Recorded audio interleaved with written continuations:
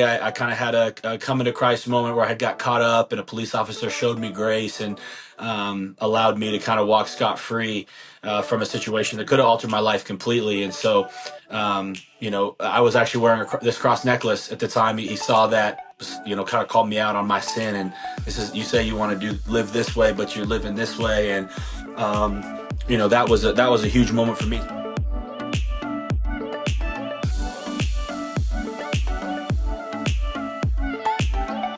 Well, hey crew, it's Adam. You're listening to The Conversation, and today this is episode 256. And I just want to say, if you are a football fan, specifically of the Minnesota Vikings, you will not want to miss today's guest. And my hope is in the next 28 or so minutes, as if you're trying to figure out how to make a difference with your life, or you're walking through an unpretty part of being human, I want you to know that you are not alone. Well, really quick, a few weeks back, I had the opportunity to pray over the U.S. Senate, which was an incredible honor to do so. And just to say it, I'm not much of a political person at all. If you know me, I actually try to stay as far as I can from politics. And yet our God, throughout Scripture, tells us over and over again to pray for our leaders. And so whether I want to be involved or interested in politics, that's not really my choice, because God tells us we have to pray for our leaders, and that includes our political leaders. And so I went to D.C. and I got to pray over the U.S. Senate. And then after I did, John Thune, one of the senators from South Dakota, he took a few minutes just to honor me. And one of the things he mentioned was the Conversation podcast. And so I just wanted you to check this out. Adam also has a podcast which reaches literally thousands and thousands of people that I've listened to. He interviews people from all walks of life and talks to them about their spiritual formation. It's very meaningful to his listeners, and certainly has been important in my life too, as we try to apply the truth of the Scriptures at a time when we face enormous challenges as a country and in a lot of our communities across the country. Friends, all politics aside, I just want to say thank you for Senator Thune and his team there. I was, again, genuinely honored by the time there. Well, before we go any further, I want to give a huge shout out to our partners. Each week, these partners are businesses and organizations that I personally know and trust, that I want you to know about as well. Our first partner today is Vern Eide. Vern Eide Motor Cars is a faith-based, employee-owned company that sells cars, trucks, tractors, boats, and more, from Acuras to Hondas, to Chevy, to GMC, you name the make of vehicle, and they will most likely have it. I just purchased my third and newest vehicle. It's a new Outlander, and I absolutely love it. I purchased it from Vern Eide. Throughout the process, the Vern Eide team was amazing to work with. I never once felt hurried or pressured. Friends, no matter what kind of vehicle you're looking for, and no matter where you live, they will ship it to you. Go visit verneide.com. Our second partner today is the International Justice Mission, and today I just want to share a story from Kenya, where IJM works to end corruption and the abuse of power. And our specific story is about a man named David, who was shot by the police in Kenya and then was accused of a crime that he did not commit. You see, one evening, David was just going around about his business when he was shot by a Kenyan police officer and then left for dead. Well, David was able to crawl to a hospital where he had an emergency surgery amputating his arm. This is so crazy. The officers, they found out and heard that he was still alive, and they went to arrest him. Well, once out of the hospital, it was David against this group of corrupt Kenyan police officers, and there was no way that he could personally afford a lawyer to protect himself. Well, this is where IJM stepped in and provided David with a lawyer. They tried his case in court, and David was set free, and the corrupt officers were arrested. Even crazier, the IJM lawyer who defended David ended up becoming his mentor, and today David has finished law school himself. This is insane. Friends, if you are interested in joining this community of prayer, please go visit ijm.org. And once there's a specific section on prayer. Please go check that out. Well, in today's episode, I was so pumped to connect with Harrison Phillips. He's a defensive tackle for the Minnesota Vikings, just a big dude who's full of passion. I got to meet him when I did attended the chapel service for the Minnesota Vikings this last service. In today's conversation, though, Harrison talks about some of the pivotal moments in his life that have shaped him into the man that he is today. Moments from when he started following Jesus to why he started the foundation called Harrison's Playmakers for young people with special needs. Kind of cool. Last year, Harrison was the nomination from the Minnesota Vikings for the Walter Payton NFL Man of the Year Award, which is a huge award. Friends, I'm so excited for you to hear this conversation. As always, sit back, relax, and enjoy. Well, Harrison, I'm really, really grateful to connect with you. And even that day, for whatever reason, I just looked out and I'm like, man, this is a high quality fella that I'm looking at. So, and I didn't even know how to explain it, but I'm like, this is a guy, I was just impressed, sure, on the field, but more than that, just the person you are. And so I don't even know how to explain it, but it was impossible to miss. I think that's what I'm looking for. So, Well, that I take that as a big compliment. I think that when we strive to live uncommon lives, sometimes those things just kind of stand out on us. The Holy Spirit can move in great ways. That's so good. So, Harrison, we typically hear a person's highlight reel. Is there a current unpretty part of your life? Something, whether it's stressing you out, grief, something that just plain sucks? Is there an unpretty part of your life right now? Yeah, I mean, where do you want me to start? I mean, life is definitely not all sunshine and rainbows. No, let's see. I think I'm praying a lot about, I got married a year ago, and I think we want to start a family soon. And so that is just something that's stressful. And, we're not like super diligent about all the things, but that's coming. We're coming to a time where you start like tracking and planning and those type of things to have your best chances. And so, that's a thing that I'm praying about a lot. I'm also going into a contract year. Jobs and business is one of the things that stresses us out a lot as humans, and going into a year where I don't have any guaranteed money and I don't live often in a world of hypotheticals, but the earthly weight of that can get on you. It's like, hey, what could happen here? Could I get extended here? I want to finish my career as a Minnesota Viking. Does the team feel that way? That's where some of the thoughts come into play. So I pray for that every day.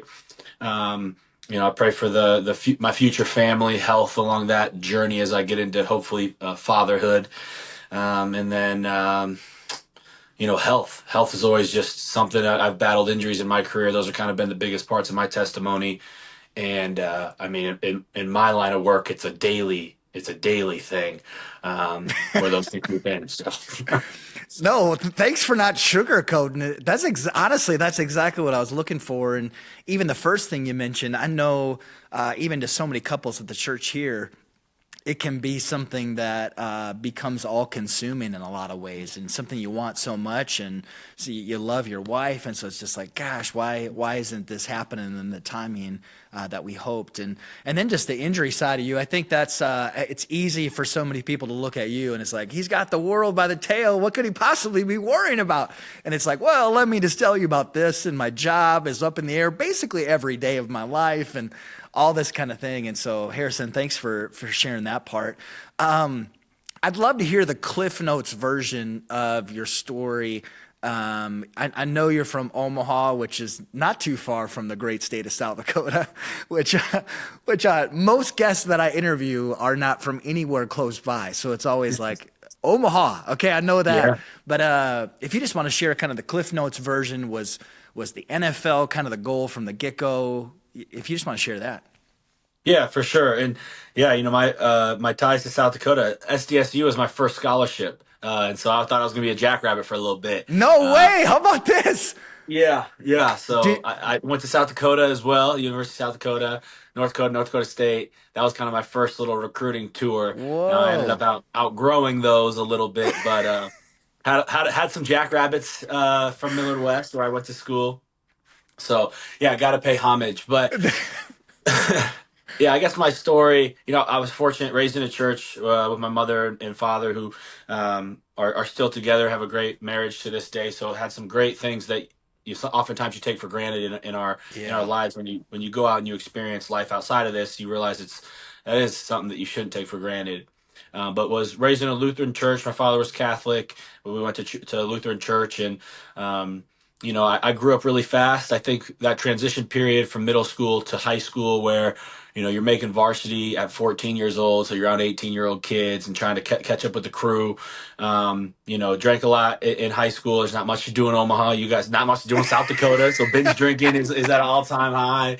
There was some like marijuana usage. There was, This is a safe place to confess your sin. Continue right, on. right.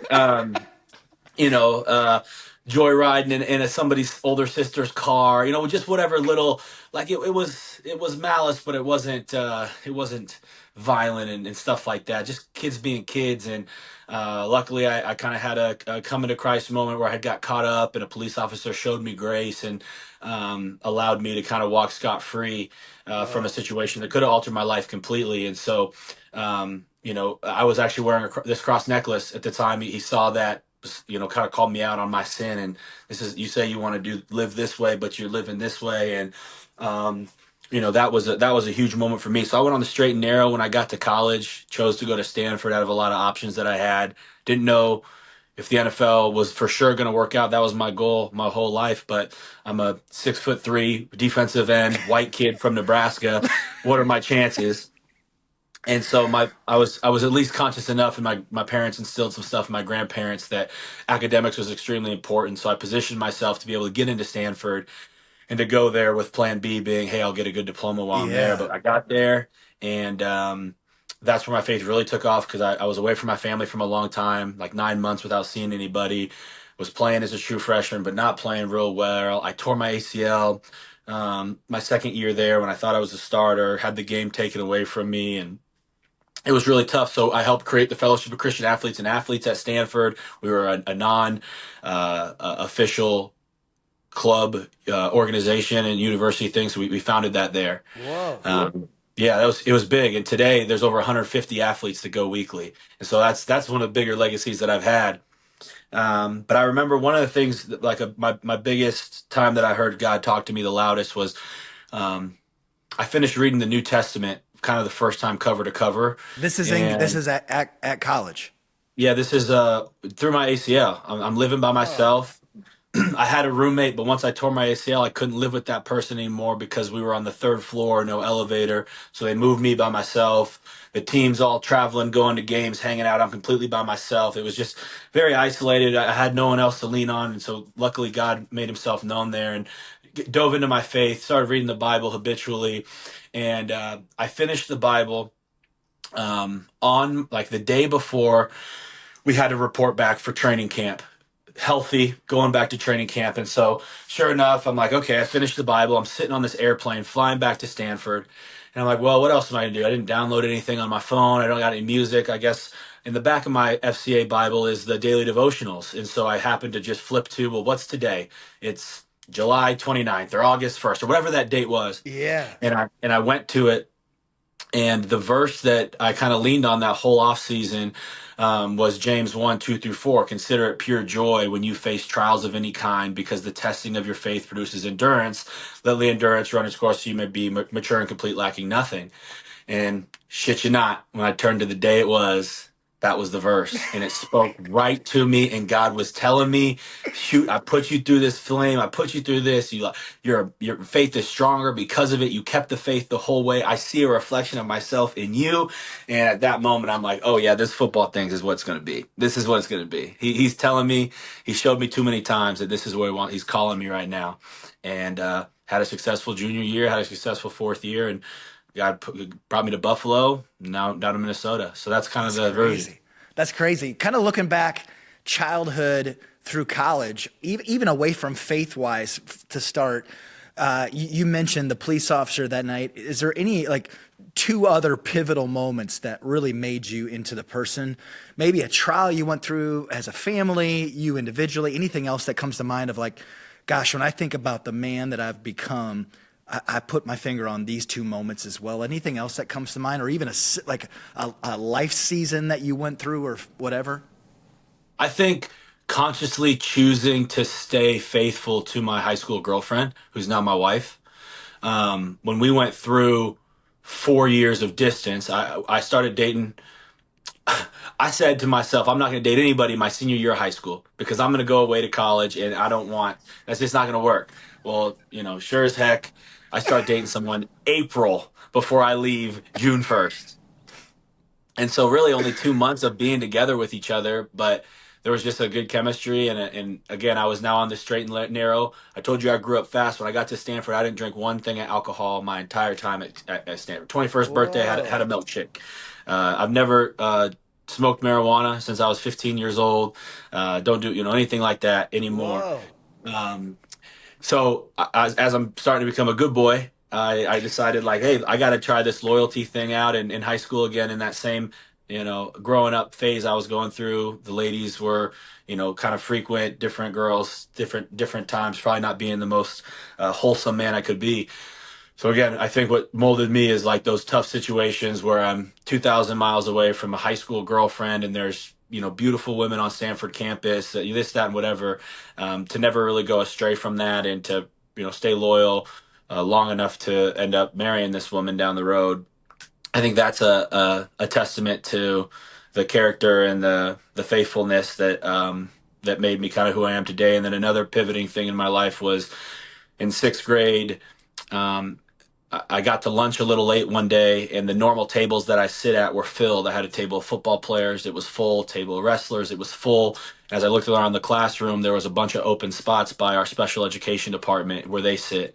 And I just went over and sat down, first, second week of school.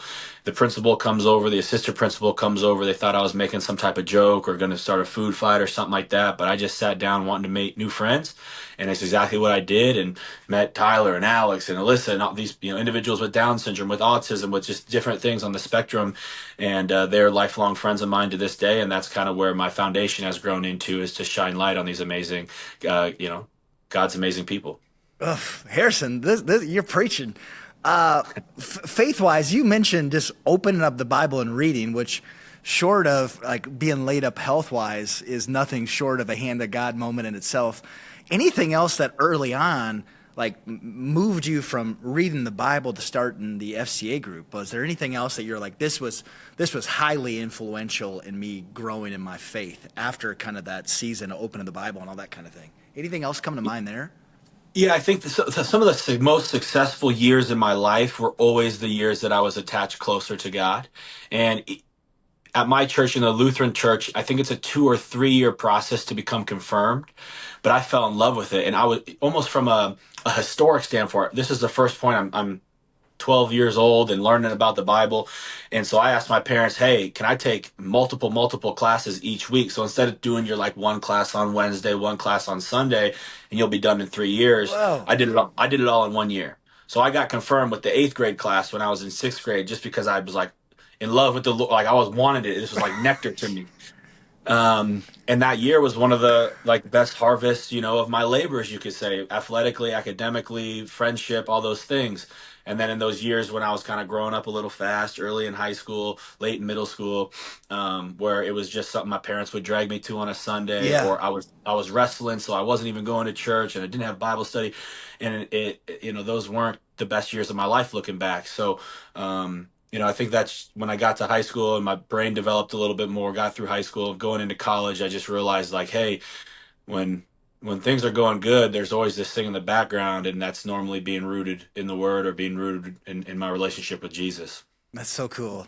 Oh, I texted this morning with PA, by the way, and he says PA is a character in himself, but he said you're a part of the weekly sideline prayer. And that he loves you. So that's a word of encouragement from PA. He says, he's like, I love Harrison and I love you too, Adam. I'm like, well, thank gosh, I didn't expect to get love back. But leadership wise, it's been such a joy being in the just being able to share chapel the last couple of years. For a while it was Thielen and Kirk and CJ, and now both Thielen and Kirk have transitioned on. And I know I told you this before we started recording, but for whatever reason, even that day at chapel this last season, I get to see the leader in you spiritually as well. Is that something that excites you kind of going into this season of like, hey, this isn't my first season here, like, and God's put me here, and there's kind of a need for more spiritual leadership. Is that something you think about? I'll just turn you loose on that. Yeah, I mean, leadership is something you have to work. And, I'm put into the life where there's kind of two buckets. There's personal power and there's positional power. And that personal power is what I've just been building year after year after year in the NFL. And, positional power is easy. Like, if you're a starting quarterback, you're in position to lead. You're the head football coach, you're in position to lead. Starting middle linebacker, in a position to lead. When you have a C on your chest, you're automatically in a position to lead. But you have to have enough personal power built up, and that's something you can be working on all the time. So even my rookie year, when I was back in Buffalo, you try to find these just one-on-one connections. Hey, this guy was a little off today. I'm gonna go pop over to his locker after practice, say what's going on. Like, hey, how you doing? But how you really doing? Hey, this kid's in the sauna, has his headphones in while we're all talking. I'm gonna make a note of that. Why was he kind of off to himself? You just start building the personal power through Oh, encouragement, through reinforcement, sometimes negative reinforcement. There's a whole nother level of leadership where you're comfortable enough with a person, you've created enough personal power with them that you can call them out on their bullshit. I mean, those yeah. are the levels of leadership. And so I've worked, I've prayed to be a captain in the NFL at some point in my career. It'd be really cool to have my teammates name me a captain this season if that's in the will for me. But yeah, the spiritual side of things, it's just great to open up and get with a new player, whole bunch of new free agents on this team. The draft picks just got here a week ago. And once you build up that personal power enough, you can sit them down at a breakfast table one day and say, like, hey, where are you going to church? Or have you come to our Bible study yet this week? Oh, is Yeah. that something you haven't done before? And you can just kind of start prying. So that's in the phases for sure. And I pride myself on wanting to be a leader and hope that God calls me to areas I can lead. That's so good. And I think, gosh, that personal power versus positional power, it feels like so often we wait for the positional power.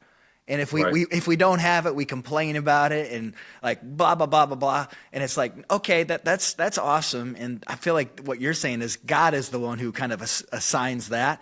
But then there's that personal power where it's just like, hey, like, yes, I'm trusting in you, Lord, to open doors that I can't open on my own, but I'm going to do everything in my own power to come right alongside you. Faith without works is dead. And I think so often, and that translates whether you're on the Vikings or you're a pastor or whatever else, I think so often it's like, well, I wish if I had that, then I would. And God's Yeah. like, well, what about right now today? Like, like you might want to start right where you are. That's a good word. That'll preach. Yeah, yeah, for sure. And it's small things too. Like there's some players on our team who don't say a word. Maybe they're wide receivers on offense, so we just don't see each other a lot in work. But I saw him holding the elevator for that lady one day, and I saw him helping our nutritionist carry boxes in. Like those small things, building up personal power. So if that kid ever speaks one day, I'm definitely going to listen. There we go. That's worth the price of admission right there. Kind of one like football question. Going into this upcoming season, the defense is under Brian Flores. Anything that you're excited about? I know it's so early on, but anything you're personally excited about kind of coming into the season for the team as a whole, but more specifically defense? Anything there that you're just like, gosh, I'm really excited about X, Y, or Z? Yeah, I'm really excited about. We played a good stretch of football. I think it was like from week 5 to 15 or 13 something. We were the number one defense in the league for Yeah. a stretch of weeks, and so we kind of found our niche. And I'm most excited about Coach Flo figured out what we did well, and how teams then figured that out later. It's a chess game. So we went and brought in some free agents and some draft picks who are going to allow us to get so versatile in what we do that we could be in certain personnel groupings and run plays that you would never think we can run out of that personnel group because we have bodies that can do different things, right? I can play nose guard, a zero, but I'm also one of those guys that can move out to a defensive end look. And we Yeah. have defensive ends that can move to other positions, and a Josh Metellus, who's a safety, who plays nickel. So we brought in some guys who are tweeners. That's what we call, somebody who can kind of do both. They're a Yep. tweener. some people see that as a negative, like he's not a specific position, he's a tweener. Well, Flo saw that as an opportunity to get some guys on a decent contract that can play at a really high level, and without sharing too much of our stuff, we're going to get really unique in the way we attack teams with those versatility. That's so cool. Is there something specific you just personally seem to flourish under his leadership? Is there anything specific that you're in him that you're just like, gosh, I think this is why that is? Because I feel like I've seen that, and like you said, the defense just took off last season. Yeah. It was insane. You know, one of the things you talk about leadership is you have to know leadership isn't just a broad stroke. You can be a great leader in a certain set, but if you're stuck in your ways, you're not going to lead all people because people follow differently. And I think one of the reasons I found success here was this was the first time that an organization said, like, here's the baton, Harrison, run with it. And I'm normally my hardest critic. So when a coach tells me all the things that I'm doing poorly and this, that, not no effort, I'm already telling myself those things. And nothing you're going to say is going to be worse than the things I tell myself at night. So to have a coach want to reinforce me positively or be like, oh, HP, I know you're going to get that one better, and just kind of skip that play. And I had a D-line coach here in Minnesota named Chris Rumpf, and he's with Clemson now, but he's the best coach that I've kind of been around in terms of that and positivity. A faith-based man who we listen to gospel music almost constantly in the D-line rooms. And if there's a play that I got and you're pancaked on the ground, when we get to it in the film room with all the guys, he'll just skip it. He won't even put you through that. He might ask you to come back one-on-one and talk about it. But I think when I was handed the keys to the car and they said, hey, we want to make you the best version of yourself. Tell us how you can do that. You tell us how to do it. And I think that's why I'm starting to reach my ceiling in the NFL. That's incredible, and honestly, even challenging for me to hear. But how cool and how much respect does that build inside of you towards him? It's like, gosh, he's not going to show where I got hammered. He's going to skip over that and dress me one-on-one as a man and as a person. That says so much. Harrison, one of the things I appreciate about you is your work ethic. Just your drive and your motor. You can just sense it even being around you. I always feel like I'm the least talented person on the block, except when it comes to my work ethic. Is there anything that you've learned? I feel like every strength has a dark side. Has there been anything that you've learned? Have you gotten in trouble at times? Like as far as like, man, this is the thing I need to work on, because so many people listening right now are leaders and they're driven. And it's anything that you've learned on the dark side of that gift, or something you've had to learn. Yeah, well, it's a lot easier in my space because it's physical. So, when you talk about work ethic, I can't say I have a bad game. I can't go out and run wind sprints for 45 minutes to punish myself that week. I will not be I won't be physically able to play at a high level. And so a lot of times the strength coaches and staffs I've been a part of call me like a plow horse. Like all you want to do is just get in the plow and just go. And as I've gotten older in the league, I've realized that that's not how I can approach my off seasons. My rookie year, we played on a Sunday, season was over. On Tuesday, I started two-a-days. Like I took a day off and I'm starting two-a-days, going 6 days a week. And I can't do that anymore. I've learned a lot from that. But to your point, Adam, it's like you can't control how tall you are. You can't control how many fast twitch muscle fibers you have. You can't control if you're can remember things quickly or not. All of us have different abilities, but the only thing that we can worry about is the things we can control. And if I were to go talk to your team and say, hey, tell me someone on your staff who's the hardest worker you've ever been around, if your name's not coming up in conversation, then you're probably doing it wrong.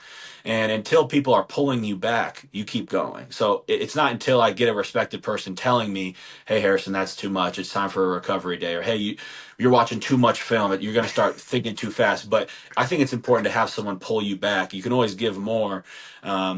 But I've had to learn some of that the hard way too, where I'm on a game day waking up and I'm like, dude, my chest is sore. Maybe I shouldn't have benched yesterday. Like, you don't want those thoughts on game day. What about, and share as much or as little, in your marriage, Shay, does she speak into any of that? Like, has there been any learning as far as, because again, so many people listening are just driven, which is awesome. That's my love language. Anything that you've learned there as far as her being like, hey, you need to chill out. Like Yeah. that sounds like my wife, by the way, in the best way. Thank God for my wife. No, the number one thing that my wife and I fight about is my time and how I divvy it up. And like I told you earlier, Rolling Stone collects no moss, but at the same time, like when your wife just likes quality time together, and even though to me, if we're just sitting on the couch watching a TV show together, I think of a trillion things that I could be making a bigger impact on, and I overlook that to my wife, or how sees life through her pink lenses, that is the most important thing for what we should be doing at that time. So I think that I'll have to change if and when I'm blessed enough to become a father, and I'll understand that when we get there. We kind of have a understanding now of how we are operating, and we're learning that in our first year of marriage. That's it. But yeah, that is the thing that's the most. And I don't know what that exact quote is, but I heard something along the lines. It's like the devil, how the devil was affecting me was with busyness, right? And instead of like allowing me to have an excuse to go to an extra Bible study, read, get in my word, go to church, he just kept me busy. And sometimes I feel that in a way that when every minute of your day is something, and I'm at planning this camp in Buffalo, this camp in Minnesota, I got this event back in Omaha, I'm running my foundation here, plus some investment stuff here, I'm speaking at this. It just is go, go, go, go, go. And my wife has to sit down and be like, hey, when do we get to hang out in the next 3 weeks, you know? um, but we only have this platform for so long, and there's the saying, why do you keep hitting yourself over and over again in the head with a hammer? And he replies, because it's going to feel so good when I stop. And eventually I will stop and take a breath. Harrison, thanks for the realness there. I just got 3 questions left. Goals. Do you have any goals that you set away from football, away from physical stuff? Is there anything currently are you a goal setter, like away from sports? Yeah, I mean, sports is the easiest thing of where Yeah, I yeah. kind of set goals. Most of the goals that I'm reaching for right now aren't tangible, right? It's like deeper relationships with friends. It's relationship with my family. They're not process oriented goals that are easy to accomplish, but they're things that are on my prayers constantly and on my heart. That be a more well-rounded husband, learn patience. Like I said, work on some of the relationships with my friends. It's super cool to me. It's super rare to meet someone in their 40s and 50s to be like, yeah, these are my friends. People don't really have friends, multiple friends, but that's such a big part of who I am that I want to invest in those relationships. I'm a people person. There's a lot of stuff I make goals for my foundation and the amount of kids' lives I can affect, but yeah, nothing super tangible. Yeah, no, thanks for sharing that. For me, we've been talking about. I'm so driven that things don't come easy for me as far as wanting to engage my kids. So one of the goals I have is literally every single day since last July 1st, I've done one fun thing with my wife or my kids, and Mm. I can't decide if it's fun or not. They need to decide if it's fun. And so far, and I've shared this a couple of times on my podcast, so I'm pretty convinced my wife has never listened to this podcast. But so far, I don't think they know about this goal that I literally do every single day. So I'll play solitaire with my third grader, and at the end, I'll be like, "Hey, buddy, was that fun?" Yeah, Dad, I love it. I'm like, okay, there we go. And Yeah. and that sounds so rigid, and yet it's honestly been one of the coolest things for me as a dad. And I look back at everything that I've done since July 1st, and 90% of it I probably wouldn't have because I'd have been too busy. And it's honestly been just super transformational for me. So that's kind That's of a great. random thing to add. No, that's cool. Last question. So 2023 Walter Payton Man of the Year. You were nominated for the Vikes, which is incredible. What is something you've recently learned that has helped you make a difference with your life? Like, is there Hmm. something that you're like, man, when I just think about making an impact greater than myself, is there anything that you've learned that's like, actually this, or whatever it might be? I mean, I don't know if it's necessarily tied in with the Man of the Year nomination, but I would say that there's a story I heard recently that I've spoken to a handful of populations I've been with. We always want to work with the needy, and I've been in places in my life where I've spoke to some kids who just had different backgrounds than I did. Omaha, Nebraska, growing up on a farm in the summers, Stanford graduate. And, when I share my story, it just doesn't hit as much with them because our life experiences were so different. You always can connect to somebody through adversity. Every person listening, everyone in life has gone through something, and there's no such thing as like bigger problems or smaller problems. They're just problems that we deal with. That's good. And so the story of the twin sons of a drunken father, and it goes that there's twin sons that grow up in a household with a drunken father, and many years later, these newscast goes and finds one of the sons who's a successful billionaire, husband, father to a beautiful family, philanthropic, charitable. And they ask him, how did you accomplish all this? And he said, well, my father was a drunk. And they go find his brother, who's homeless on the side of the street, drug addict and alcoholic. And they said, how did you get here? And he said, well, my father was a drunk. And so oftentimes in life, we forget that heroes and villains have the same origin story. It's just that heroes say, the world hurt me so much, I'm going to make sure no one ever hurts. And villains choose to say, the world hurt me, I'm going to go hurt the world. And when I talk to different groups of people, that's a story that they can relate to, and they can understand that, like, I have the ability to frame this how I want it to. I have the ability to choose a growth mindset. I have the ability to wake up each day and look at life with the glass half full and frame my own story, put a chip on my own shoulder. And I think victimhood is very dangerous in the society that we live in today.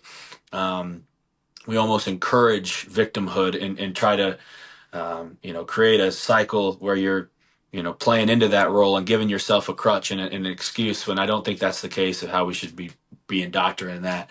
And so I think that that's something I learned this offseason in a story that I share often. Harrison, I'm so grateful for the time, man. Thanks for being willing to share from the heart, and specifically right from the get-go. You're like, where do I start with unpretty parts of my life? You're like, bam, bam, bam. And so just really, really grateful for the time today. Awesome. Thank you so much. I appreciate it, man.